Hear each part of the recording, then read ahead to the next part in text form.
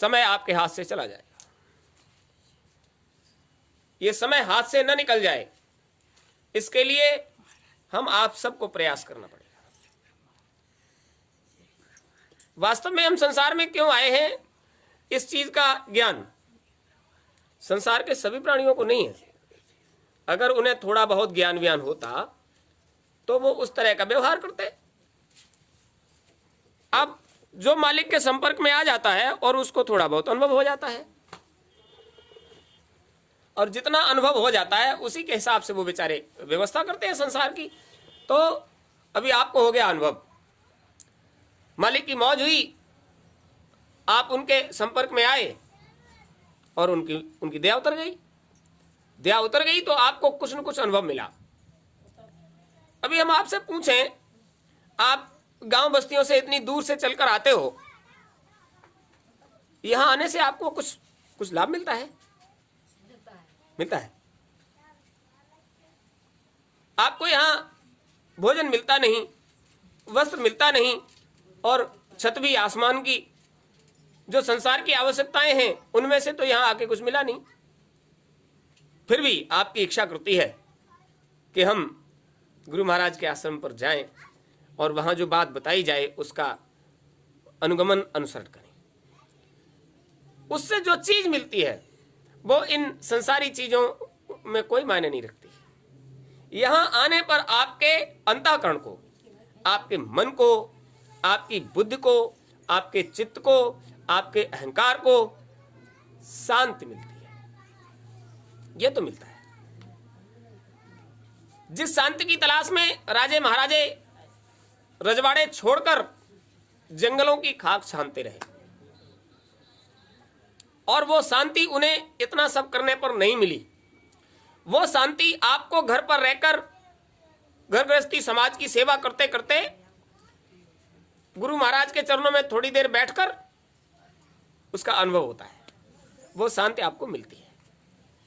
तो जो शांति आपको यहां थोड़ा सा समय निकालकर मिल जाती है, उस शांति को पाने के लिए राजे रजवाड़ों में ठोकर मारने के बाद भी महाराज राजे रजवाड़े वाले नहीं पाए। तो आप, इसीलिए कहा जाता है कि आज हम सब बड़े भाग्यशाली हैं। इसलिए भाग्यशाली हैं क्योंकि हम यहां हैं, और यहां होने पर हमको क्या क्या मिल जाता है इसका अनुभव हमको नहीं। अब देने वाला दे रहा है, जो शांति आपको देने वाला दे रहा है उसे आप बिल्कुल गूंगे के गुड़ की तरह से उसका स्वाद लो। बताओ किसी को। हाँ, फर्ज आपका बनता है। उस शांति का जो अनुभव तुम्हें होता है, ऊपर से उतरने वाली वो ऊर्ध्व आवाज अगर कहीं लग जाए और आपको सुनने को मिल जाए तो उसको पचाओ। पचती नहीं।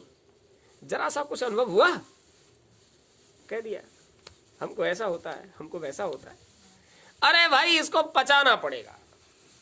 ये रास्ता ऐसा है, यंत्र मंत्र और तंत्र प्रभाऊ फरे तबे जब करिए दुराऊ। जब यंत्र मंत्र और तंत्र तक छुपाने से ही फलित होते हैं तो ये तो बहुत बड़ा सौदा है, इसको नहीं छुपाओगे तो पचने वाला।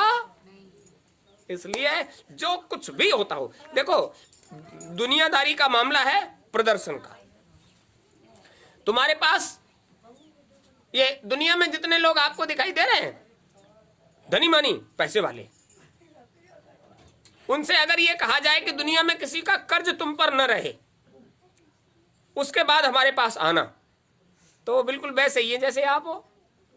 क्योंकि कर्ज इतना सर पर लदा हुआ है, कर्म का कर्जा, कि उसको उतारते उतारते और वही हाल हो जाएगा उनका।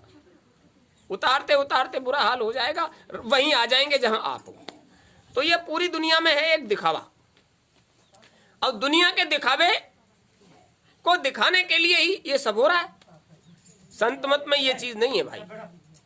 संत मत में आपको किसी को जरा सा भी अनुभव करा दिया कि हमको ये सब मिल गया तो बहुत बड़ी दिक्कत हो जाएगी। खूब बड़ी हो जाओ बिटिया, खूब बड़ी हो जाओ।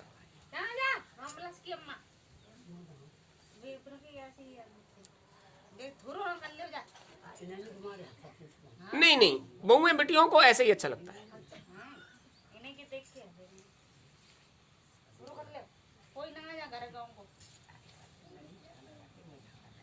बाद में तो सब ऐसे ही हो जाते हैं, और ब्याह होने सबको ऐसे ही रहना पड़ता है। तो नई ब्याहली को तो ऐसे रहना पड़ेगा। तो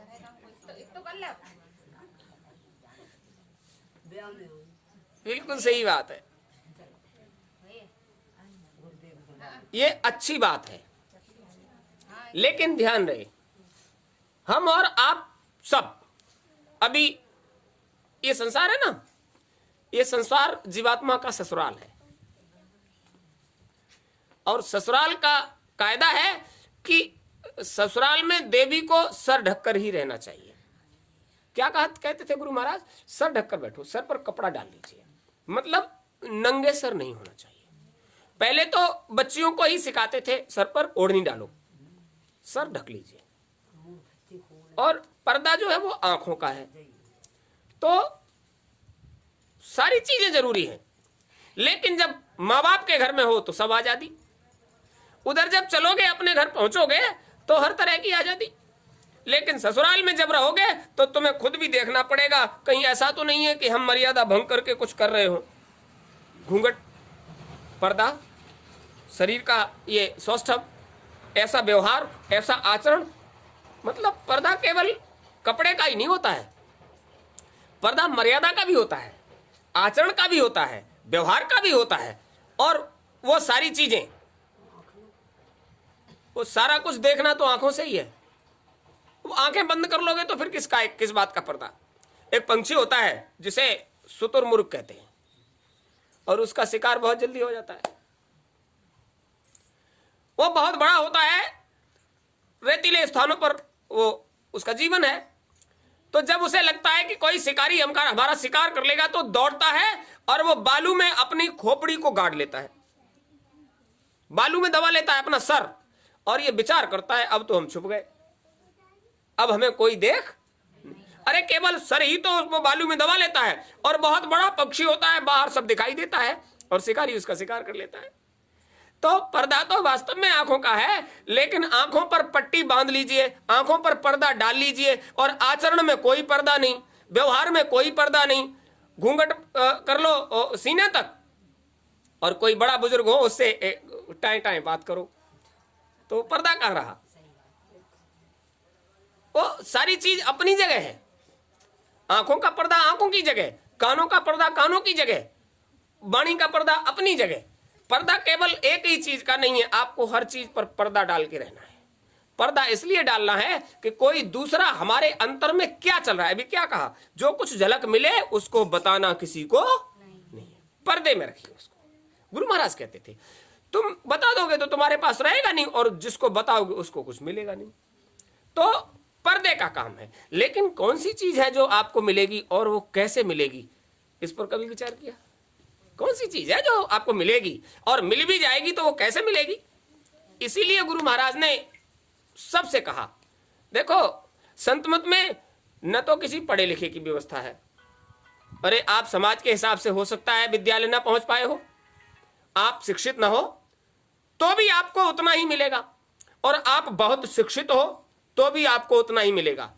संत मत में अगर आपके अंदर सरलता है और अंतर में है खालीपन, तो खाली में तो भरा जाता है, और भरे में क्या भर जाएगा? अभी किसी पात्र को भर लीजिए और फिर उसको किसी के सामने करिए कि इसमें डाल दीजिए, तो पहले से कहेगा कि आपका तो भरा हुआ है। आपको एक रोज बताया तो महात्मा जी ने कहा था कि वो तुम्हारे अंदर तो पहले से ही भरा है, तो हम क्या भर दें? तो पहले खाली होना, मतलब सरलता।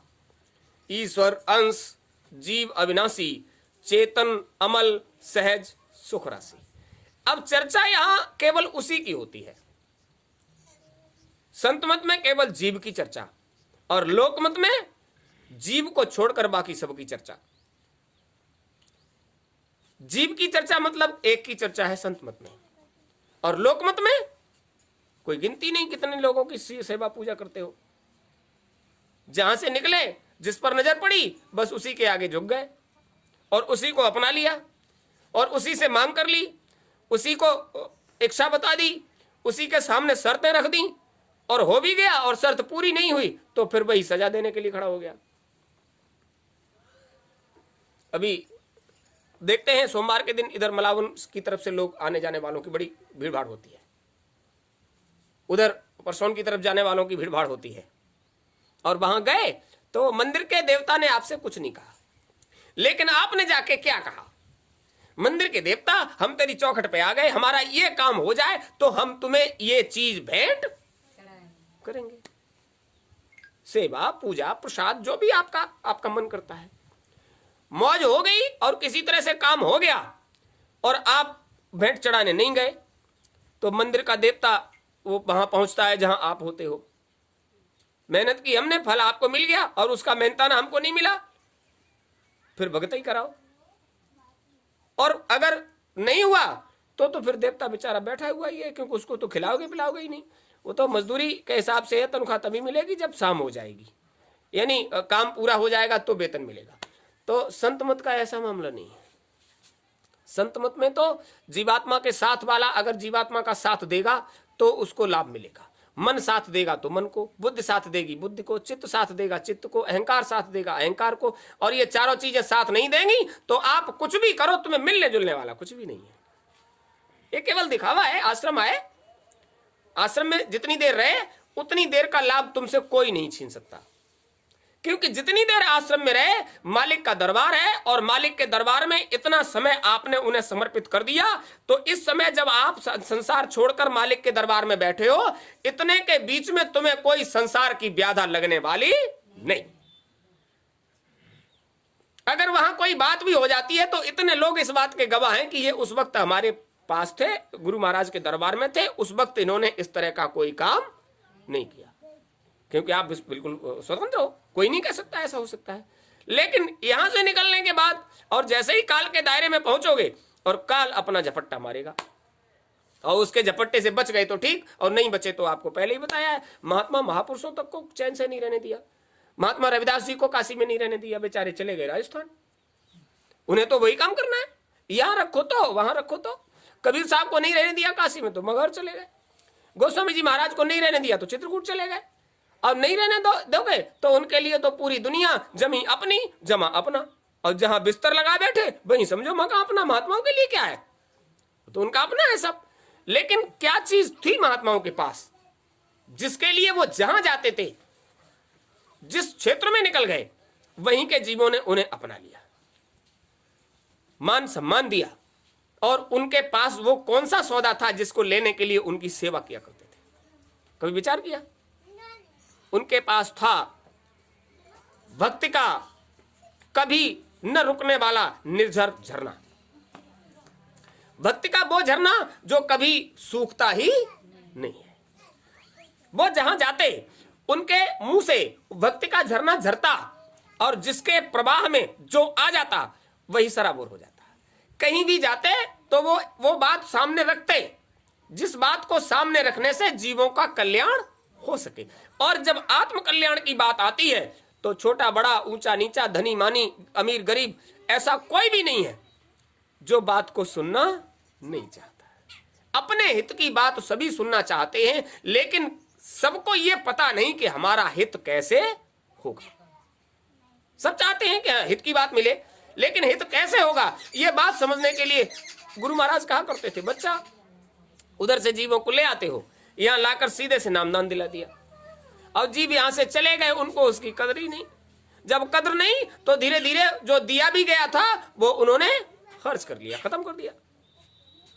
और जब उनके पास रहा नहीं तो वो बेचारे करेंगे भी क्या। आपको एक रोज कहानी सुनाई थी, एक महात्मा जी जब बस्ती में पहुंच गए तो लोगों ने उनसे कहा, महात्मा जी अब आप आ ही गए हो तो कुछ ऐसी दया कर दीजिए जिससे हमारा काम हो जाए।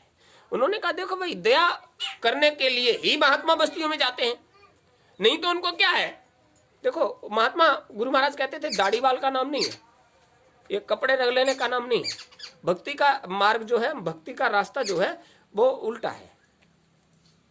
उल्टा मतलब कबीर साहब कहते थे, उल्टा कुआं गगन में लटका। कुआं जमीन में खुदा होता है या आसमान में लटकता है? जमीन में होता है। लेकिन भक्ति का रास्ता उल्टा है। अंतर में जब चलो तो ऐसा लगता है जैसे कुएं के अंदर से ही प्रवेश करके जा रहे हैं। तो वो बता रहे हैं कि उधर का रास्ता बिल्कुल उल्टे कुएं की तरह से है, अंतर में चलना पड़ता है।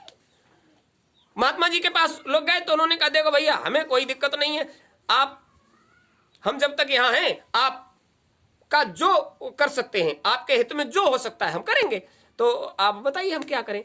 तो उन्होंने कहा हुजूर हम ये चाहते हैं हमारी सेवा से आप प्रसन्न हो जाएं और आप जो हित हमारा कर सकते हो वो करो। उन्होंने कहा देखो बच्चा ऐसा है, पहले तो बर्तन साफ होना चाहिए, भक्ति का सौदा उजले बर्तन में ही रखा जाता। अब बर्तन आपका गंदा है और हम आपको कुछ दे दें तो आप समझ लीजिए वो आप उसको संभाल कर नहीं रख पाओगे, गंदा हो जाएगा। बोले नहीं नहीं आप बताइए। भक्ति का मामला चतुराई चालाकी का नहीं, पढ़े लिखे अनपढ़ गंवार का नहीं, न पढ़ा लिखा न अनपढ़ न गंवार, इन लोगों का नहीं है, सरलता का है और समझदारी का है। महात्मा इशारे से समझाते हैं और तुमको वो चीज पकड़ लेनी चाहिए, और जो पकड़ लेता है उसका काम हो जाएगा। तो हुजूर आप इशारे से समझाओ, चाहे सेन वेन में कैसे भी हो, हमको समझाइए, हमारा कल्याण कैसे होगा। उन्होंने कहा कल बताएंगे, और सबको एक साथ नहीं, परख पहचान करके बताएंगे। कल आ जाना और कुछ न कुछ देंगे, आप लोगों को दे देंगे। सबको बिठाया, दूसरे दिन सुबह दरबार लगा, सत्संग हुआ, सबने सुना, और अंत में उन्होंने कहा कोई 2 लोग उठकर हमारे पास आए, देखें हमारी बात की कद्र कौन करता है। तो भीड़ में से 2 लोग उठकर आए। महात्मा जी ने उठाकर 2 छोटी छोटी पोटली उनको पकड़ाई और उनसे यह कहा कि हमारे पास से ये सौदा ले जाओ और इसको सुरक्षित रखना,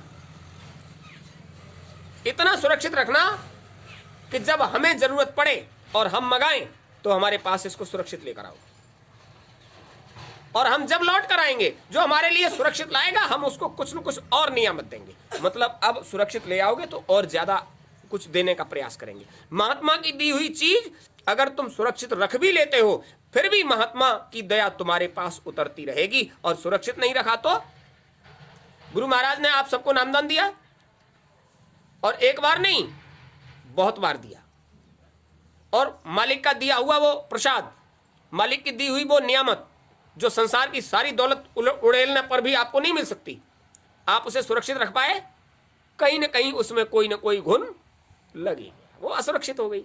वही उन्होंने कहा कि हम देने वाला सौदा तो तब देंगे जब हमारा दिया हुआ सुरक्षित रखोगे। अब वो सीख देना चाहते थे। वो सभी प्रेमी चले गए। सुबह में जब वहां पहुंचे तो कुटिया पर कोई नहीं था, महात्मा जी जा चुके थे। उन्होंने कहा महात्मा जी तो चले गए। इधर जो सौदा दिया था वो दोनों प्रेमी लेकर घर पहुंचे। एक ने विचार किया महात्मा जी का दिया हुआ है, चलो कोई बात नहीं, उसने वो छप्पर में घुस दिया उसको। और दूसरे ने विचार किया महात्मा का दिया हुआ है, ऐसे ऐसे डालने का सौदा नहीं, कहां रखें, कितना सुरक्षित रखें कि महात्मा की चीज महात्मा के पास सुरक्षित पहुंच जाए। उन्होंने कहा इसको सुरक्षित रखना, ओ सोने चांदी हीरे जवाहरात की तरह कभी इधर रखे कभी उधर रखे, और उसको ये फिक्र कि वो जिस दिन आएंगे उन्होंने मांगा तो हमें इसको वापस करना पड़ेगा। थोड़ा सा समय गुजरा तो उसको लगा कि ये तो सौदा ऐसा है कि इस पोटली में बंधे बंधे खराब हो सकता है, अब इसकी सुरक्षा कैसे की जाए।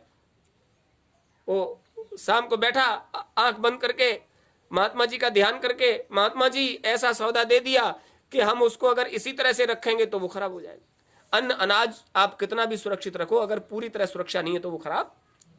और उन्हें क्या फिक्र थी जिन्होंने छप्पर में घुस दिया। उसने विचार किया महात्मा जी का कुछ पता नहीं कब आएंगे, और वो आएंगे उससे पहले हमें इसकी सुरक्षा करनी है। तो उसने खेत में क्यारी बनाई और वो पोटली में थोड़े से चने के दाने थे, वो उसने उसमें डाल दिया। समय आने पर उन चने के दानों ने पौधे बनाए और पौधों ने वो काफी चने बना दिए। वो सुरक्षित ले आया घर पे, बहुत प्रसन्न हुआ। महात्मा जी जब आएंगे तो उन्होंने दिया उससे कई गुना ज्यादा हम उनको भेंट कर देंगे। वो फिर से रखा उसने, लेकिन महात्माओं का मामला होता है निकल गए तो कब आएंगे कोई ठिकाना नहीं होता। लंबे समय तक महात्मा जी नहीं आए और वो लगातार ऋतु आती रही और वो चने के दाने की बुवाई करता रहा और वो बढ़ते रहे। इतना हो गया कि एक रोज उसको खेत से घर लाने में वाहन की व्यवस्था करनी पड़ी। इतना हो गया। अचानक से महात्मा जी का दौरा हुआ। महात्मा जी आए और उन्होंने पूछा यहाँ हमारी कुटिया थी भाई। अब वो बोले आप बहुत लंबे समय से आए नहीं और किसी महात्मा का दौरा नहीं हुआ तो कुटिया उटिया तो खत्म हो गई, आप ठहरो हम व्यवस्था करते हैं। सारी बस्ती वालों ने आनंद फानन में वो कुटिया बना दी और वो ठहर गए। और सबको पता चला कि वो महात्मा जी फिर से आए हैं तो सब लोग फिर दौड़ कर आए। सत्संग की चर्चा हुआ, प्रेमियों को बहुत अच्छा लगा और उनसे कहा कि अब आप कहीं मत जाइएगा, आप यहीं रहो, हम आपकी व्यवस्था करेंगे। ऐसा ही होता था पहले। इतना प्रेम था कि जो भी प्रेमी आ जाता था विचार करते थे कि सब लोग मिलकर इसकी व्यवस्था करते रहेंगे और इनसे हमें आत्मकल्याण की बात मिलती रहेगी। तो उन्होंने कहा हाँ ठीक है ठीक है, किसी का मन तो मारते नहीं। जब सब लोग शाम को सत्संग कर रहे थे तो अचानक से उन्होंने ये कहा कि वो लोग कौन कौन से हैं जिनको हम कुछ दे कर गए थे। वो दोनों लोग खड़े हो गए, हुजूर हमको दी थी पोटली। दूसरे ने कहा हमको भी दी थी पोटली। तो उन्होंने कहा एक काम करना, कल हमारी पोटली हमें वापस करना, तो हम तुम्हें कुछ और देंगे। जब ये कहा कि कल वापस कर देना, तो उन्होंने कहा कल वापस कर देंगे। वो दूसरे दिन जब सुबह संगत फिर से बैठी तो सत्संग के बीच में उन्होंने कहा भाई वो हमारी पोटली लाए तो हमारी पोटली को वापस कर दीजिए। वो जो प्रेमी वो छप्पर में घुसने वाले थे वो तो उसको निकाल के ले आए थे और लाकर उन्होंने कहा लीजिए महाराज, आपकी पोटली हमने एक बार खोल कर देखा, उसके बाद दोबारा इसकी गांठ भी नहीं खोली है, ये रही आपकी पोटली। तो उन्होंने उन सबके सामने उस पोटली को खोला और हाथ पर उसको डाला और ऐसे करके फूंका। जब फूंक मारी तो सब उड़ गया। उन्होंने कहा जब हमने आपको दिया था एकदम सुरक्षित था, लेकिन ये तो बिल्कुल खोखला हो गया, इसमें तो कुछ भी नहीं रहा, ये तो मिट्टी हो गया, ये तो बर्बाद हो गया, तुमने इसको सुरक्षा नहीं दिया। बोले महाराज खूब कसके गांठ मारी और छप्पर में घुस दिया था, फिर उसके बाद तुमने कभी पलट के देखा? बोले इसलिए नहीं देखा कि आप जब आओगे तब निकाल कर आपको दे देंगे। उन्होंने कहा हमने इसलिए दिया था क्या? क्या इसलिए दिया था? दूसरे प्रेमी से कहा भाई हमारी पोटली। अब वो सर नीचे करके खड़े हो गए। बोले नहीं बेईमानी मत करो, हम अपना चीज वापस मांगते हैं। बोले बात ये नहीं है महाराज, हम लाने में सक्षम नहीं थे, आपने जो दिया वो इतना हो गया कि हम उसको पोटली में बांध कर नहीं ला सकते। आप हमारे साथ चलो, हम आपको दिखाते हैं, आप उसको जैसे ले जाना चाहो उसको ले जाओ, हमने सुरक्षित रखा है, और जैसे ले जाना चाहो। तो उन्होंने कहा अभी सत्संग के बाद सभी प्रेमी चलेंगे हमारे साथ और सबके साथ चलना। सत्संग समापन हुआ, उन्होंने कहा चलो सब लोग हमारे साथ। इनके घर से वो पोटली ले आए। जब उनके घर पहुंचे तो उन्होंने कहा महाराज हमारे को रखने की जगह नहीं रही, आपका इतना हो गया। और जब ऋतु आई हमने उसकी बुवाई की और वो फलित हुआ, और फिर उसकी बुवाई की, फिर फलित हुआ, फिर उसकी बुवाई की, फिर फलित हुआ। 5 वर्ष के बाद आप लौटे हो, तब तक ये भंडार भर गया पूरा घर में। वो चने का दाना इतना हो गया कि बोरे के बोरे धागे लगी हुई हैं। हुजूर हम पोटली में कैसे ले आते? उन्होंने कहा ये बात आपको इसलिए समझाई बताई, महात्मा की दी हुई चीज को अगर अपने वास्तविक बर्ताव में लाओगे तो वो हमेशा बढ़ती रहेगी। और तुमने उसको डाल दिया। ये जो वास्तव में गुरु महाराज की दी हुई चीज क्यों विस्मृत हो गई? क्योंकि आपने उसको सुरक्षित नहीं रख पाया, उसको रगड़ नहीं किया, उसको मला नहीं, उसको तैयार नहीं किया। कहीं ना कहीं उसमें कमी आती रही और धीरे धीरे गुरु महाराज कहते थे बच्चा आगे टेका टेकी हो जाएगी। टेका टेकी हो गई, जो चीज ध्यान में रही वो रही, नहीं रही वो नहीं रही, नहीं रही उसके लिए आप बैठकर समय दो, जो नहीं रही उसके लिए आप बैठकर समय दो। तो साधन भजन कैसा? जब नाम है कुछ और ले रहे हो कुछ, स्थान है कुछ और ढूंढ रहे हो कुछ, तो जब कुछ का कुछ कर रहे हो तो वो आपको फलित कैसे हो जाएगी? होगी नहीं। तो आपको जो चीज मिली थी और वो आपने सुरक्षित नहीं रखी और नहीं रखी, और अब आप उसकी खोज करो तो देने वाला ही दे सकता है, सबको तो अधिकार नहीं होता।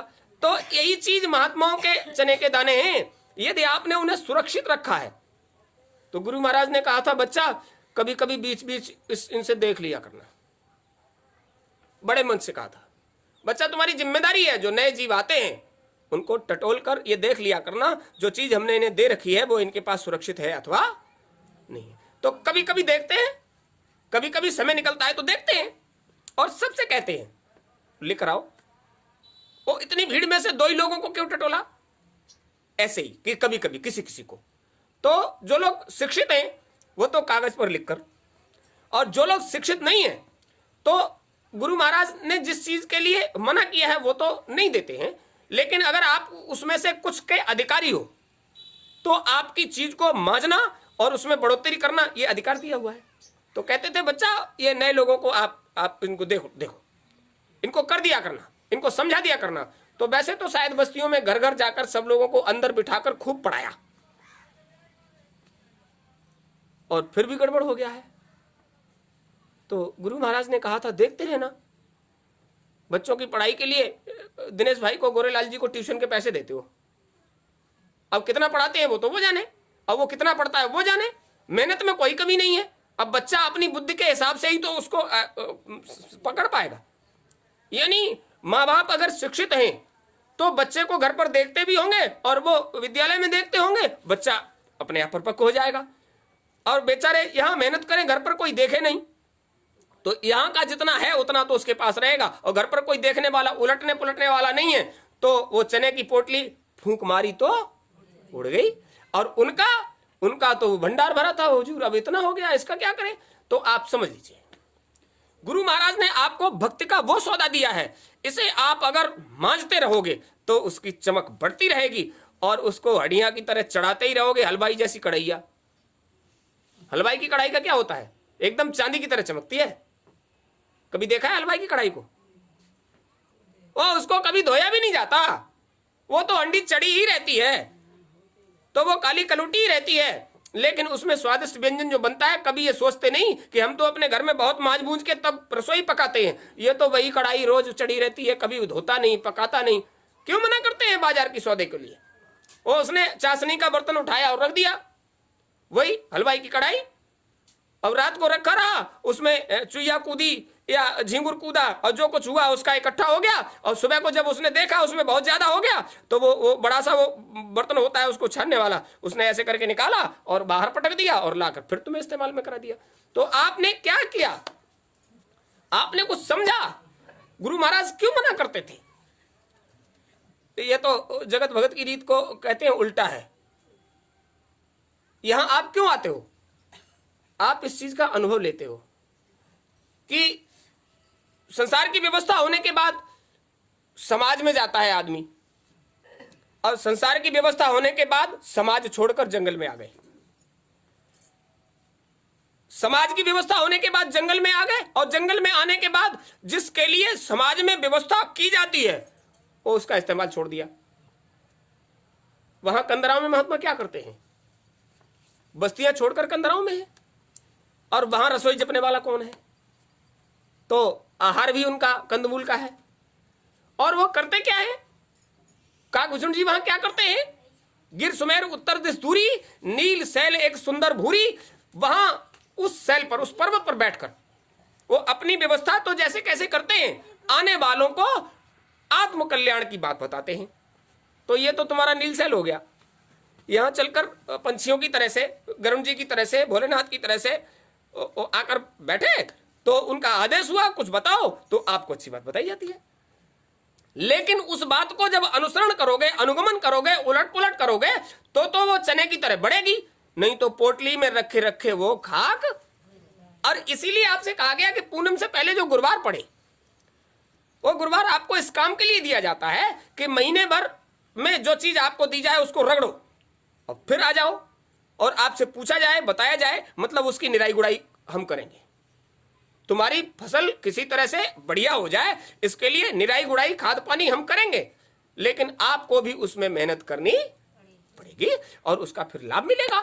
तो ये मामला है भक्ति का, और भक्ति का मामला भगवान के द्वारा दिया गया है। आप जिन्हें भगवान मानते हो, आप किसे भगवान मानते हो? गुरु महाराज को। गुरु महाराज से पहले आप किसे मानते थे?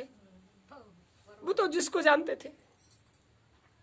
जो कृष्ण के अनुयायी हैं वो कृष्ण को भगवान, महादेव के अनुयायी महादेव को भगवान, विष्णु के अनुयायी विष्णु को भगवान, राम के अनुयायी राम को भगवान, जिसके अनुयायी हैं वो उनके भगवान, और जो भगवान है उनकी सेवा पूजा करते हैं।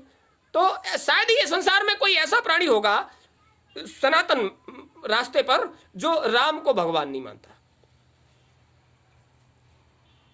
जरा सा भी कुछ होता है तो मुंह में से निकलता है हे राम। क्यों? वशिष्ठ जी ने बहुत समय पहले से जगाया था, उसका खूब प्रचार हुआ, और उसके प्रचार से अंतर में वो चीज छप गई, और आज तक जीवात्मा जहां भी गया उसी चीज के प्रचार में वो रहा। तो आज भी उसके अंदर में बचपन से लेकर बुढ़ापे तक वो चीज छपी ही रहती है। अब दो नई चीज आएगी तो नहीं छपेगी। उससे पहले तो ये सब नहीं था, राम के जमाने से पहले ये सब नहीं था, राम नाम से सवाल नहीं थी। उस समय ऊपर का मामला था, सतयुग सब योगी विज्ञानी कर हर भजन, तरे भप्राणी, उमा कहूं मैं अनुभव अपना, सतहरि भजन।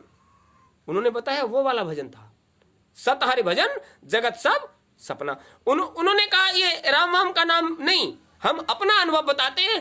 भगवान महादेव ने कहा अपनी पत्नी को समझाते हुए, सतहरि का भजन जो है वो वास्तविक चीज है, बाकी संसार में जो कुछ देख रहे हो सपने की तरह है, आज है कल रहने वाली नहीं। तो अब देखिए उन्होंने इस चीज का अनुभव दिया जो राम को भी बहुत मानते हैं। क्या उन्होंने ये कहा हम राम को नहीं मानेंगे, या उन्होंने कहा हम गुरु को नहीं मानेंगे? आपको एक रोज बताया था उत्तरकांड में वो